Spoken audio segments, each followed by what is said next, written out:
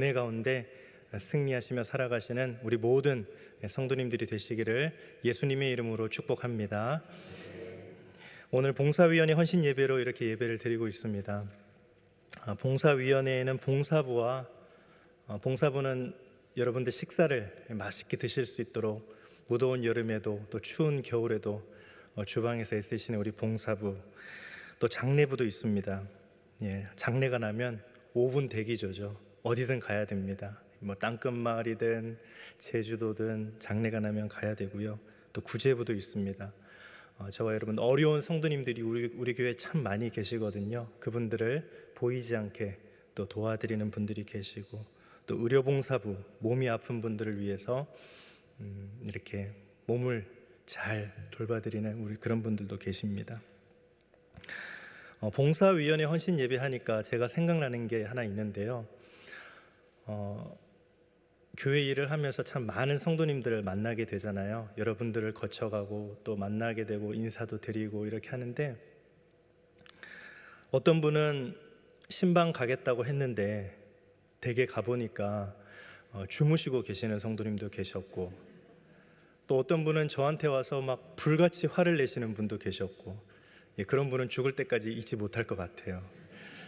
그리고 또 어떤 분은 저한테 맛있는 거 많이 사주신 분도 계셨고, 뭐 여러분들이 계셨는데 어떤 분이 잊혀지지 않을까, 좀 기억에 특별하게 남을까. 모든 성도님들이 다 이렇게 기억에 남지만 또 어떤 분이 좀 특별하게 기억에 남을까 생각을 해보니까, 좀 아무래도 현실이 어렵고 좀 이렇게 교회에서 항상 좀 뭔가 부족해 보이는, 그래서 저희들이 도움을 드려야만 되는 그런 분들이 계시더라고요. 이 말도 사실 어떻게 보면 도움을 주는 사람 입장에서 말하는 거죠. 도움을 드려야만 된다라고. 사실 어떻게 보면 그렇지 않을 수도 있습니다. 근데 이제 이런 생각들이 내 안에 자리 잡고 있는 것들이 있는데, 제가 우리 한영교회 처음 부임을 해서 이제 인사를 드리고 이제 예배가 끝난 후에 로비에 서 있었는데, 어떤 허리가 구부정한, 이빨이 다 빠지신 할머니 한 분이 저한테 걸어오셨어요. 걸어오셔가지고 뭐라고 하셨냐면, 쌀 줘요, 2개 줘요, 그러시는 거예요. 그래서 혹시 이분이 저한테 쌀을 맡겨놨나, 제가 이제 그런 생각을 했었는데, 무슨 쌀을 말씀하시는 건가 이제 그런 생각이 들었어요. 근데 알고 보니까 이제 교회에서 매달 한 10kg 되는 쌀을 이제 그분들, 그 어려운 분들에게 나눠드리는 게 있는데, 이제 바뀐 거죠. 목회자가 바뀌니까 제가 이제 반장이 된 거예요. 그래서 저한테 오셔가지고 쌀 줘요, 2개 줘요, 그러시는 거예요. 그 쌀을 드렸죠. 드렸는데 이분이 그 다음 주에 또 오시는 거예요. 또 오셔서 저한테 하시는 말씀이, 쌀 줘요, 2개 줘요, 그러시는 거예요. 그래서 이거 쌀이 집사님만 가져가시는 게 아니고 다른 분들도 가져가셔야 되니까 한 달에 하나밖에 못 드립니다. 죄송하지만 이 쌀만 가져가시고 다음 달에 또 오세요. 그런데 이분이 그 다음 주에 또 오시는 거예요. 쌀 줘요, 2개 줘요, 그러시는 거예요. 이분이 언제까지 오셨냐면 최근까지도 오고 계세요. 그래서 지금 한 3년 한 6개월 여간을 매주 오시는데, 그래서 제가 처음에 저희 교회 와서 한두 달 있다가 꿈을 꿨는데요. 꿈에 이 할머니 집사님이 나타나신 거예요. 이제 허리가 이렇게 또 굽으셔서 저한테 막 확 오시더니, 쌀 줘요, 2개 줘요, 그러시는 거예요. 그래가지고 제가 종이에도 적어드리고 귀에도 말씀드리고 이거 어떻게 해야 되나 방법이 없어요. 근데 정말 그때 절호의 찬스가 생겼어요. 코로나가 터진 거예요. 코로나가 터져가지고 이제 교회 문이 다 닫혔거든요. 그때 저희 교역자들만 예배 드렸잖아요. 처음에 심각할 때는. 그런데 이분이 오신 거예요. 저는 아니 이제 안 오실 줄 알았더니 이분이 코로나를 뚫고 저 메디에 앉아 계시다가 예배가 끝나니까 또 오시는 거예요. 쌀 줘요, 2개 줘요. 막 그러시는 거예요. 와, 이분은 코로나도 뚫고 오시는구나. 대단하신 분이다. 그때부터 제가 이제 자포자기했죠. 그러다가 이제 어느 날 거리에 나갔는데 길을 걸어가고 있는데 그 할머니가 또 저한테 막 이렇게 확 다가오시는 거예요. 쌀 줘요. 2개 줘요. 그러시는 거예요. 와, 그래서 제가 근데 보니까 그 할머니가 아니에요. 제가 잘못 본 거예요. 이 환상에 시달린 거예요. 그래가지고 와, 이걸 어떻게 해결해야 되나? 방법이 없어요. 좀 좋은 방법이 있으면 저한테 좀 알려주세요. 예, 이 할머니를 어떻게 하면 쌀 하나만 드리고 예, 제 마음 같아서는 10개 다 드리고 싶죠. 100개라도 드리고 싶습니다. 근데 방법이 없어요. 이걸 어떻게 해결할 방법이 없지만 근데 생각을 해보니까 이 할머니 집사님이 저한테 오셔서 하신 말씀은 그거였어요. 관심을 좀 가져달라. 사랑을 좀 달라. 그거였던 것 같아요. 근데 제 마음속에는 그게 이제 이게 쌓이다 보니까 막 분노가 되고 어떨 때는 막 이제 그럴 때가 있잖아요. 그래서 제가 이제 그러다가 최근에 그 할머니 집사님이 안 보이시는 거예요. 한 몇 주간 안 보이셨거든요. 그래서 제가 또 갑자기 막 궁금해지는 거예요. 이 할머니 집사님 어떻게 되신 거지? 이게 연락처도 없고 또 그런 분들이 계시잖아요. 자녀들은 교회에 나오지 않고 혼자 나오시는데 연락이 잘 되지 않는 경우도 있고 교회에 나와야지만 보실 수 있는 분 또 그런 분도 계시거든요. 그래서 제가 이제 옆에 있던 강전 선사님한테 그 할머니가 되게 궁금해요. 어떻게 된 거예요? 그랬더니 강전 선사님이 그게 애증의 관계라고 그렇게 말씀하시더라고요. 사실 저는 그분의 어떤 육신만을 본 거죠. 그분이 쌀 달라고 했을 때 그래, 쌀을 주면 해결이 되겠지. 먹을 걸 드리면 해결이 되겠지. 육신의 허기를 채워드리면 해결이 되겠지. 이렇게 생각을 했는데 하나님 앞에 기도하면서 생각을 해보니까 이분은 영혼의 관심이 필요했던 것 같아요. 영혼의 그런 어떤 영안을 열고 볼 수 있는 눈이 필요했는데 제가 그런 게 참 부족했다 이런 생각이 듭니다. 우리 사랑하는 성도님들, 이제 우리가 함께 기쁨 나눔 주일도 준비하고 있고 또 사랑을 실천하고 연습하고 함께 이런 여러 가지 일들을 준비하고 있는데 저와 여러분들의 육신뿐만 아니라 영안도 하나님 앞에서 활짝 열려서 사랑을 잘 나누고 또 사랑을 실천할 수 있는 우리 모든 성도님들 또 특별히 봉사위원회 우리 성도님들이 되시기를 예수 그리스도 이름으로 축복합니다. 사람들이 인생을 등산에 비유합니다. 어떤 분이 이런 글을 남겼습니다. 매일 등산하는 것처럼 인생을 살아라. 산꼭대기를 이따금 쳐다보듯이 목표를 명심해라. 하지만 다른 계곡에 오를 때마다 주위에 있는 아름다운 경치를 구경해라. 천천히 여유 있게 오르면서 지나가는 순간을 즐겨라. 그러면 모든 여행이 끝난 후 산꼭대기에 올랐을 때 가장 아름다운 경치를 구경하게 될 것이다. 네, 그렇습니다. 인생이 등산과 같다고 할 수 있습니다. 최선을 다해서 성실하게 산에 오르다 보면 어느새 정상에 오르게 되듯 최선을 다해서 우리가 하루하루를 살아가다 보면 어느새 성공적인 인생을 살게 되는 것과 같다고 할 수 있습니다.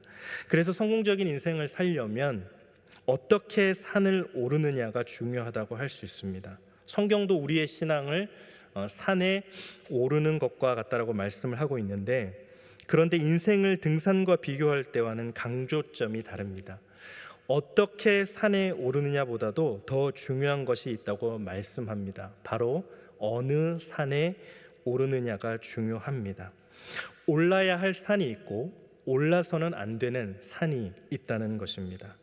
올라야 할 산에 올라야만 제대로 신앙생활을 할 수 있기 때문입니다. 오늘 본문에 보니까 두 산이 나옵니다. 하나는 시온 산이고 다른 하나는 에서의 산입니다. 오바댜서는 시온 산에 오르는 사람은 구원을 받을 것이지만 에서의 산에 오르는 사람은 심판을 받을 것이라고 말씀하고 있습니다. 결론적으로 하나님의 백성들이 올라야 할 산이 시온 산이고 올라서는 안 될 산이 에서의 산이다 이렇게 말씀을 합니다. 그러면 도대체 시온 산은 어떤 산이고 또 에서의 산은 어떤 산일까요? 왜 하나님의 백성들은 시온 산에 올라야 하고 또 에서의 산에 올라서는 안 되는 것일까요? 본문 오늘 오바댜서에서 그 답을 함께 찾아보겠습니다. 오바댜서는 구약 성경에서 가장 짧은 책이죠. 그 분량이 한 장, 그것도 21절밖에 안 됩니다. 이 책은 오바댜라는 선지자가 예언의 내용을 기록한 책입니다. 그 예언의 핵심은 에돔이라는 나라의 멸망에 대한 예언입니다. 에돔이라는 나라는 어떤 나라이길래 오늘 오바댜 선지자가 그 멸망을 예언하게 되었을까요? 에돔이라는 나라는 이삭의 아들이었던 에서의 후손들이 세운 나라입니다. 그리고 이 에돔은 이삭의 다른 아들이었던 야곱의 후손들이 세운 나라 이스라엘과는 다른 길을 걸어온 나라입니다. 이 두 나라는 역사상 계속 대립과 갈등을 이어왔습니다. 특히 영적으로 그렇습니다. 이스라엘은 하나님의 품 안에서 역사를 이어왔죠. 그러나 에돔은 하나님의 품을 떠나서 스스로 역사를 이어왔습니다. 그러면서 이 두 나라는 서로 미워하고 시기하며 다툼과 갈등을 이어왔습니다. 지금 오바댜 선지자는 이 두 나라가 가는 길을 산으로 비유하여 설명하고 있는 것입니다. 이스라엘이 하나님 품 안에서 걷는 길을 시온산에 비유하고 에돔이 하나님 품을 떠나 자기 스스로 걷는 길을 에서의 산으로 비유하고 있습니다. 그러면서 에서의 산에 임할 심판을 이제 예언으로 말씀을 하고 있는 것입니다. 그러면 시온산과 에서의 산은 어떤 차이가 있을까요? 우리는 또한 그러면 어떠한 산에 올라야 할까요? 우선 에서의 산이 어떤 산인지를 좀 살펴보겠습니다. 이 산은 이삭의 아들이었던 에서가 자기 스스로 택해서 오른 산입니다. 구체적으로 이 산은 세일산을 말합니다. 가나안 땅 동남쪽, 그러니까 지금의 요르단 남부에 솟아 있는 산을 말합니다. 에서는 결혼을 해서 아버지 품을 떠나서 이곳으로 이주하여 정착해서 살았습니다. 그리고 그 후손들이 이 산을 중심으로 에돔이라는 나라를 이루었습니다. 에서는 왜 가나안 땅을 떠나서 이 산에 올라 정착을 했을까요? 골로새서 3장 1절 2절 말씀을 보면 이렇게 말씀을 하고 있습니다. 우리 골로새서 3장 1절 2절 말씀을 함께 읽어보겠습니다. 시작. 그러므로 너희가 그리스도와 함께 다시 살리심을 받았으면 위의 것을 찾으라. 거기는 그리스도께서 하나님 우편에 앉아 계시느니라. 위의 것을 생각하고 땅의 것을 생각하지 말라. 아멘. 두 종류의 사람이 있다는 것을 말씀하고 있죠. 위의 것을 찾는 사람이 있고 또 땅의 것을 찾는 사람이 있다는 것입니다. 에서가 가나안 땅을 떠나서 이 세일산에 오르게 된 것은 바로 위의 것을 찾지 않고 땅의 것을 찾았기 때문입니다. 에서는 어려서부터 땅의 것을 찾는 성향이 있었습니다. 성향을 보여왔습니다. 창세기 25장 34절 말씀을 보면 이렇게 기록이 되어 있습니다. 야곱이 떡과 팥죽을 에서에게 주매 에서가 먹으며 마시고 일어나 갔으니 에서가 장자의 명분을 가볍게 여김이었더라. 에서가 야곱에게서 배고픔을 면할 한 끼 먹을 것, 즉 떡과 팥죽을 받고 장자의 명분을 팔아 넘겼다는 것입니다. 그리고 이것은 에서가 장자의 명분을 가볍게 여겼기 때문이다라는 말씀이죠. 그렇습니다. 에서는 아버지 이삭으로부터 하나님의 축복의 권한을 이어받을 장자의 명분을 대수롭지 않게 여겼습니다. 당장 눈앞에 배고픔을 해결할 먹거리만도 못하게 여겼던 것이죠. 우리말로 장자의 명분이 밥 먹여주냐라는 식입니다. 정말 에서는 위의 것보다는 땅의 것에 관심을 가지고 살던 사람이었습니다. 이렇게 땅의 것에 관심을 기울이며 자라는 에서는 결혼을 하고 자기 가족들을 데리고 가나안 땅을 떠났습니다. 그리고 세일산으로 가서 거기에 정착을 했습니다. 에서가 하필이면 세일산을 택한 이유는 무엇일까요? 두 가지 이유 때문이었습니다. 하나는 돈 때문입니다. 당시 이 세일산은 지리적으로 매우 중요한 요충지였습니다. 애굽과 아시아 지역, 이 두 나라가, 이 지역에 있던 나라들이, 여러 나라들이 교역을 할 때 관문과 같은 역할을 했던 곳입니다. 왕의 대로라는 길이 통과하는 곳이어서 통행세도 받고 숙박업도 하고 다양한 상거래가 활발하게 이루어지기도 합니다. 그래서 경제적으로 돈벌이가 잘 되는 곳입니다. 에서가 이곳을 택한 첫 번째 이유가 이것입니다. 다른 하나는 안전 때문입니다. 이 세일산은 높은 산악지대에 있을 뿐 아니라 지역의 독특한 특성 때문에 난공불락의 요새였습니다. 그래서 이 세일산에 정착하게 되면 안전을 담보할 수가 있는 것이죠. 에서가 이곳을 택한 두 번째 이유가 이것입니다. 그래서 에서는 철저하게 땅의 것을 찾아 세일산을 택했고 또 그 땅에 자손 대대로 정착하며 살았습니다. 이제 또 다른 산인 시온산을 한번 생각해 보겠습니다. 이 산은 세일산과는 완전히 다른 산입니다. 하나님께서 정해주신 산입니다. 일찍이 아브라함에게 오르라고 하신 그런 산입니다. 갈대아 우르를 떠나 가나안으로 오게 하셨습니다. 그리고 이삭을 번제로 바치게 했던 바로 그 산이 시온산입니다. 또한 이 산은 다윗에게 나라를 세우게 하셨던 그 산입니다. 솔로몬에게 성전을 짓게 하셨던 그 산입니다. 이삭의 또 다른 아들 야곱의 자손들은 이 시온산에 올랐습니다. 이 산에서 하나님께 제사를 드렸습니다. 이 산에서 하나님의 약속을 받았습니다. 그리고 이 산에 오르며 위의 것을 찾는 그러한 삶을 살았습니다.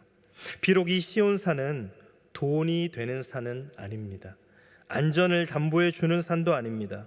그러나 이 시온산은 위의 것을 찾는 산입니다. 이 산에서 하나님과 함께 하는, 하나님과 동행하는 그런 복을 누리는 산인 것이죠. 사랑하는 여러분, 우리가 어느 산에 올라야 할까요?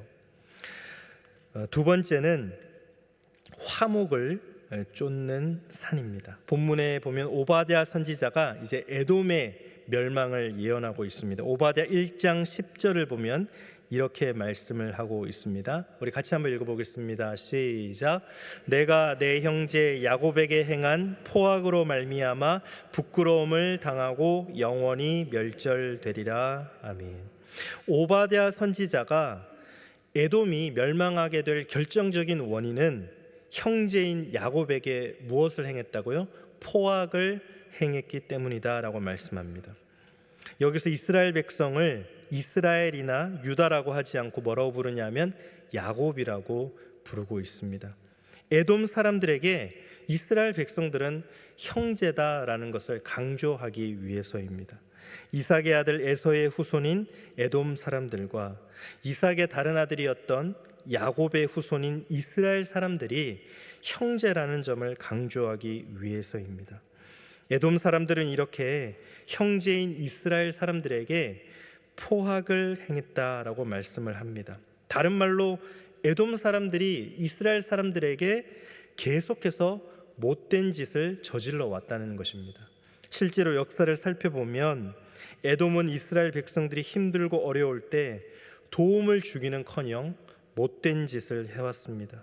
우선 모세가 이스라엘 백성을 이끌고 가나안 땅으로 진군해 갈 때 에돔 땅을 지나가려고 도움을 청했는데 저들이 거절을 했습니다. 할 수 없이 먼 길을 돌아서 사막을 지날 수밖에 없었습니다. 그리고 여호람 왕이 남왕국을 다스리고 있었을 때 블레셋이 아라비아와 연합하여 공격해 왔습니다. 이때 에돔 사람들은 형제가 공격을 당하고 있을 때 남의 일을 보듯이 방관했습니다. 그러다가 예루살렘이 침략을 당하자 공격 대열에 합류하여서 궁중의 재물들을 탈취해 갔습니다. 그리고 아내들과 아들들까지 다 이끌고 가버렸습니다. 게다가 남왕국 유다가 바벨론의 공격을 받을 멸망당할 때 또한 저들은 기뻐했습니다. 그리고 바벨론의 침공을 도왔습니다. 역사가들의 기록을 보면 바벨론은 이 에돔 사람들을 용병으로 고용을 해서 예루살렘을 침공했다라고 합니다. 이렇듯이 에돔은 형제가 힘들고 어려울 때 돕기는커녕 방관하거나 적들과 합세해서 이스라엘을 괴롭혔습니다. 에돔은 세일산에 살면서 형제요 이웃인 이스라엘을 지속적으로 괴롭혀 왔습니다. 이스라엘 사람들이 하나님의 뜻을 따라 앞으로 나아가는 길에 걸림돌 역할을 해왔던 것입니다. 그래서 저들은 이스라엘 사람들 마음속에는 늘 미움의 대상이 되어 왔습니다. 그러나 이스라엘 사람들은 밉지만 참았습니다. 하나님의 말씀 때문입니다. 신명기 23장 7절 말씀을 보면 너는 에돔 사람을 미워하지 말라 그는 내 형제임이니라 이렇게 기록하고 있습니다. 이스라엘 사람들은 시온산에 살면서 이 말씀을 기억하며 할 수 있는 대로 에돔과 화목하려고 했습니다. 서울 강서구 한강변에 가면 공암진 투금탄이라는 곳이 있습니다. 신증 동국 여지 승람을 보면 이곳에 얽힌 이야기가 기록이 되어 있는데 고려시대 충렬왕 때 어느 날 두 형제가 길을 가다가 금을 줍게 되었습니다. 황금 덩어리 2개를 주어서 하나씩 나누어 가졌습니다. 한강 나루터에서 배를 타고 강을 건너던 중에 아우가 갑자기 자신이 가지고 있던 금덩어리를 물에 훌쩍 던져버렸습니다. 형이 깜짝 놀라 그 까닭을 물으니 제가 평소에 형님을 사랑하고 존경하는데 이 금덩어리를 주어서 하나씩 나눠 가진 후부터 형님이 싫어졌습니다. 이렇게 말하는 것이죠. 그러자 이 말을 들은 형도 너의 말이 옳은 것 같구나 하면서 그 금덩어리를 강물에 던져버렸다라는 그런 이야기입니다. 참 놀라운 이야기죠. 요즘 같았으면 던지기는커녕 형제의 것도 형 것도 동생 것도 빼앗으려고 난리를 칠 텐데 이런 이야기가 있습니다. 형제 간의 화목을 지키려고 금까지도 강물에 던져버렸다라는 것입니다. 에서의 산은 돈 때문에 형제 화목을 저버린 사람들이 사는 산입니다. 이에 비해서 시온산은 하나님의 말씀을 마음에 새기며 형제의 화목을 지켜가는 사람들이 사는 산입니다. 사랑하는 여러분, 우리가 어떤 산에 올라야 할까요? 시온산일까요? 아니면 에서의 산일까요? 마지막으로 오늘 본문 이제 17절을 보면 이렇게 말씀을 하고 있습니다. 우리 17절 말씀 같이 읽을 수 있으면 한번 같이 읽어보겠습니다. 시작. 오직 시온산에서 피할 자가 있으리니 그 산이 거룩할 것이요 야곱 족속은 자기 기업을 누릴 것이며. 아멘. 이 말씀은 약속의 말씀이죠. 장차 심판날이 임할 텐데 그때 이 시온산은 구원의 산이 될 것이다 라는 말씀입니다. 그러나 에서의 후손이 살았던 에서의 산 세일산은 결코 그 어떤 약속도 없는 땅입니다. 당장은 눈에 보이는 현실적인 혜택이 안전이 담보되는 그런 산이라 할지라도 그것은 영원하지 않는 것이죠. 언젠가는 무너지고 말 것들입니다. 그 어떤 미래의 보장도 약속도 없습니다. 그래서 아침에 돋는 풀처럼 저녁에는 시들어 마르는 그런 삶을 살 수밖에 없는 땅입니다. 실제로 에돔의 역사가 이것을 잘 증명해 주고 있습니다. 바벨론이 유다를 공격해 왔을 때에 그 지역에 에돔만 홀로 남았습니다. 그러나 얼마 안 가서 아랍 족속들이 쳐들어왔고 특히 나바티안이라는 나라가 쳐들어와서 그곳에 페트라를 건설을 했습니다. 이때 에돔 족속들은 세일산에서 쫓겨나 유대 남방 네게부 사막으로 쫓겨나게 되었습니다. 그리고 사람이 살지 않던 땅 네게부 지역에서 근근히 연명하며 살았습니다. 그래서 이곳을 이두메라고 불렀습니다. 이 이두메라는 말은 에돔이라는 말의 헬라식 그런 표기입니다. 세월이 지나서 이스라엘 사람들이 잠시 독립을 쟁취했던 때가 있었는데 소위 마카비 시대라는 때입니다. 이때 유대가 이곳을 점령해서 저들을 강제로 할례받게 해서 유대인으로 편입을 시켜버렸습니다. 그래서 이두메라는 이름조차도 역사에서 완전히 사라지게 되었습니다. 이래서 에돔 족속은 영원히 사라져버리고 만 것입니다. 에서의 산은 영원하지 않다라는 것을 잘 보여줍니다. 그곳에는 하나님의 약속이 없기 때문입니다. 당장은 화려하고 또 그곳이 대단해 보이고 안전한 것처럼 보여도 하나님의 약속이 없는 산은 무너지게 되어 있습니다. 그러나 시온산은 다릅니다. 당장 눈에 보이는 혜택이 없습니다. 이 산에 오르면 돈을 벌 수 있는 것도 아닙니다. 적으로부터 안전을 보장받을 수 있는 것도 아닙니다. 다만 하나님의 약속이 있을 뿐입니다. 그 약속을 믿고 오르는 산이 시온산입니다. 중앙아시아에 우리 한민족인 고려인들이 살고 있습니다. 저들의 이민사를 들어보면 아주 눈물 겹죠. 러시아는 일제를 피해서 연해주로 온 이 한인들에게 미개척지를 개간토록 했습니다.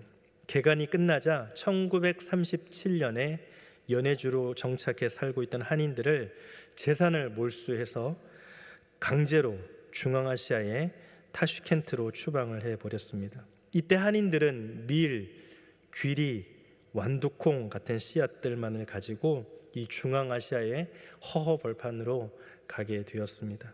땅굴을 파고 민들레와 산나무를 뜯어먹으며 허기진 배를 움켜쥐고 농사를 지었습니다.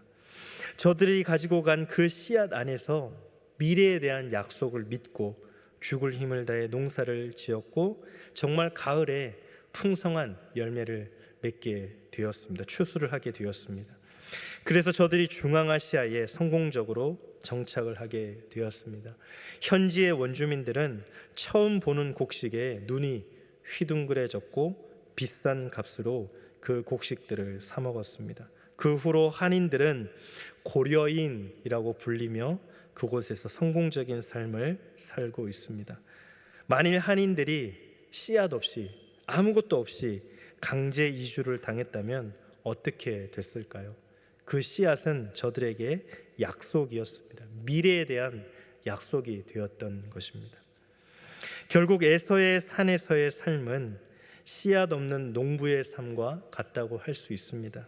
미래에 대한 약속이 없는 삶이죠. 반대로 시온산에서의 삶은 씨앗이 있는 농부의 삶과 같다라고 할 수 있습니다. 미래에 대한 하나님의 확고부동한 약속이 있는 삶입니다.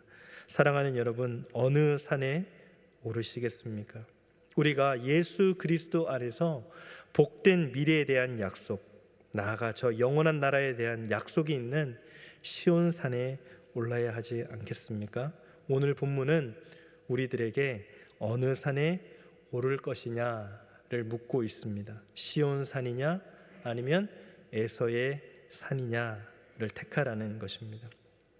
우리는 시온산에 올라야 하겠습니다. 시온산은 땅의 것을 찾기보다는 위의 것을 찾는 산입니다. 또 시온산은 다툼과 분쟁보다는 화목을 좇는 산입니다. 또 시온산은 하나님의 그 약속, 미래의 약속에 대한 확고한 보장과 소망이 있는 그런 산입니다. 우리가 에서의 산의 유혹을 물리치고 시온산에 오르셔서 위의 것을 찾고 또 화목을 찾고 또 하나님의 미래의 약속, 소망을 보장으로 받아 하나님과 함께 영원히 믿음의 길을 잘 걸어가시는 저와 여러분들, 특별히 우리 봉사위원회 한 분 한 분 되시기를 예수님의 이름으로 축복합니다. 기도하겠습니다. 하나님, 저희들 위의 것을 찾게 하여 주시옵소서. 화목을 찾는 산에, 시온산에 오르게 하여 주시옵소서. 미래의 약속, 하나님의 약속이 있는, 그래서 영원한 소망을 보장받는 시온산에 오르게 하여 주시옵소서. 에서의 산에 오르라고 세상의 많은 소리들이 부추길 때마다 그 유혹을 떨어뜨리고 물리치고 성령 안에서 하나님의 음성을 들으며 시온산에 올라 하나님과 동행하며 또 하나님을 사랑하며 이웃을 사랑하며 살아가는 우리 영원한 신앙생활 할 수 있도록 하나님 은혜 베풀어 주옵소서. 이 모든 말씀 예수님의 이름으로 기도드립니다. 아멘.